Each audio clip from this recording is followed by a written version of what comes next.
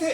सत्ता में जब सत्ताधारी नेता मगरूर हो जाए, जब सत्ता में सत्ताधारी नेता लोकतांत्रिक हत्या करने लगे, जब सत्ता में सत्ताधारी नेता लोगों को कीड़ा मेड़ा मकड़ने समझने लगे, तो तावे की रोटी की तरह पलट देना। नौजवान साथियों, आज भी दुख इस बात का है कि आज देश में दो ताकतें लड़ रही हैं। एक ताकत का नाम है समाजवाद और दूसरी ताकत का नाम है मनुवाद। मनुवाद हमको सिखाता है रूढ़वादिता, मनुवाद हमको सिखाता है आपस में छोटे बड़े का अंतर, लेकिन समाजवाद जो हमको सिखाता है वो समाज में समता समानता की बात सिखाता है। आज हमारा संविधान खतरे में है, आज हमारे यूनिवर्सिटियों में, आज हमारे अस्पतालों में, आज हमारे विश्वविद्यालयों में शिक्षा महंगी हो चुकी है। आप कल्पना नहीं कर सकते, आप देख सकते हैं। बात जब आती है विकास की, मैं जनपद अंबेडकर नगर का उदाहरण दूंगा, क्योंकि मैं कौशाम्बी और बदायूं का उदाहरण देकर के आपके बीच में अपने नेता श्री अखिलेश यादव जी की विचारधारा को लेकर के नहीं आया हूं। मैं आपको ये बताना चाहता हूं, श्रद्धेय नेताजी के सुपुत्र जो उत्तर प्रदेश के मुख्यमंत्री हुए, तो उन्होंने जनपद अंबेडकर नगर को 3 पुल देने का काम किया। सबसे पहले उन्होंने टांडा का पुल दिया, जिसे कलवारी के नाम से जाना जाता है। इसके बाद जनता की बेहतरीन मांग के बाद, जनता के विश्वास के बाद उन्होंने आपको दरिया ही बिड़हर में दिया। क्या बिड़हर के पुलों पर, बिड़हर के खंभों पर माननीय अखिलेश यादव जी का चेहरा आपको नहीं दिखाई देता आते जाते?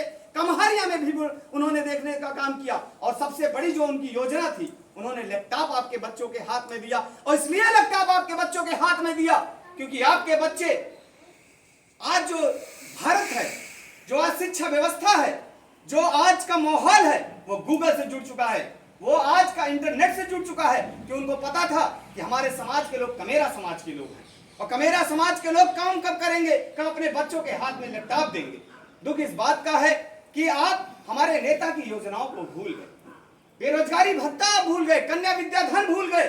और सबसे बड़ी बात तो यह है कि श्रद्धेय नेताजी की ही देन है कि आज हमारे समाज का, आप बताओ कि आपके गांव में अगर कोई सिपाही था या कोई फोर्स में लड़ने का काम करता था, तो उसकी लाश नहीं आती थी, उसकी लाश नहीं आती थी। जब वो सीमा में शहीद होता था, तो उसके घर, उसके पैतृक आवास पे उसके पूर्वजों को वकील खां साहब, प्रभाकर जी, सिर्फ ताबूत में टोपी आती थी, वर्दी आती थी, जूता आता था।